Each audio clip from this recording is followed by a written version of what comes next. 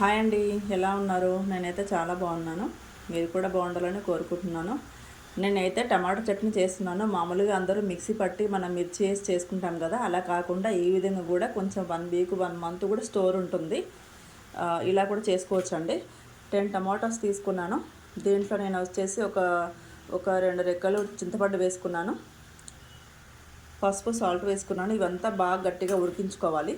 దాని తర్వాతకి బాగా ఉడికి దగ్గరకు వచ్చిన తర్వాతకి చూసారు కదా, మొత్తం వాటర్ అంతా పోయింది. చింతపండు కూడా బాగా కలిసిపోయింది టమాటాల్లో. ఇప్పుడు వచ్చేసి మనం కారం తగినంత వేసుకోవాలి.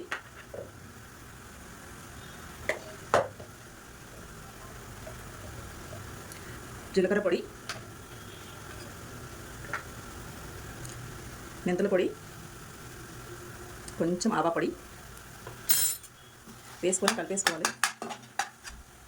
ఇలా కొంచెం మనం ఒక 2 మినిట్స్ ఉంచేసుకుంటే దగ్గరికి అయిపోద్ది. దాంట్లోకి మనం కలిపిన మసాలాలు కూడా కలిసిపోతాయి. చూసారు కదా, బాగా డ్రై అయిపోయింది.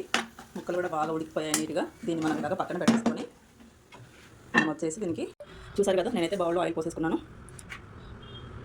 కొంచెం జీలకర్ర, కొన్ని ఆవాలు,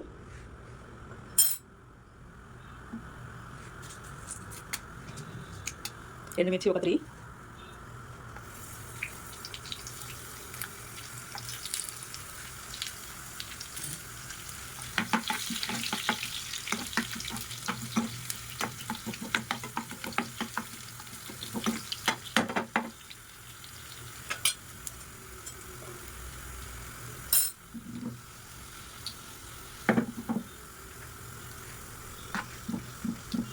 కొంచెం వేగానే మనం కొంచెం పసుపు వేసుకోవచ్చు.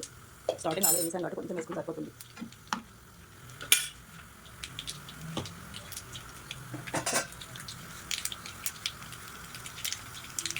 కొంచెం మనం ఇంగువ కూడా వేసుకున్నాము టేస్ట్ కోసము.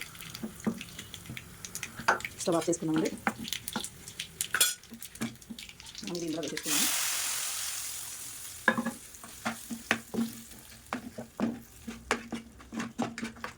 ఇది ఫ్రెండ్స్, టమాటా చట్నీ రెడీ అయిపోయింది.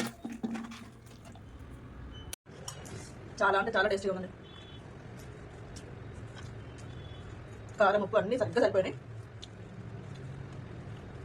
ఈజీగా అయిపోయి మెథడ్. కర్రీస్ మనం చేసుకోలేనప్పుడు, ఇంకొకటి మనకి ఏం తిరుగుతుంది కావట్లేదు అనుకున్నప్పుడు ఇలా చేసుకొని తింటే చాలా టేస్టీగా ఉంటుంది. ట్రై చేయండి.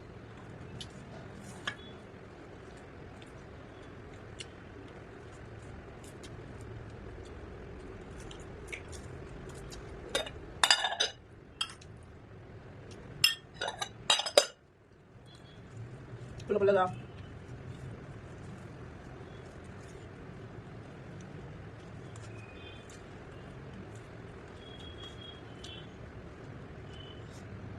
ఎగ్గు కూడా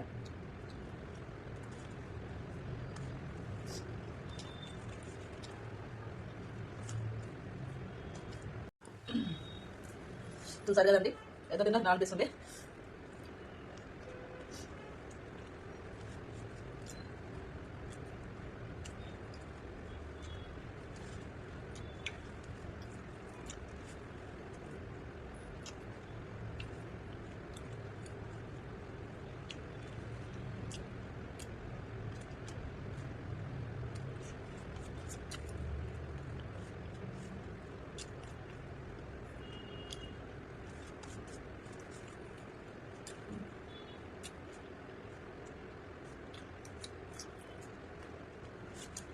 నాకు చట్నీలో వేసిన మిర్చి కూడా, ఎండుమిర్చి కూడా చాలా ఇష్టం.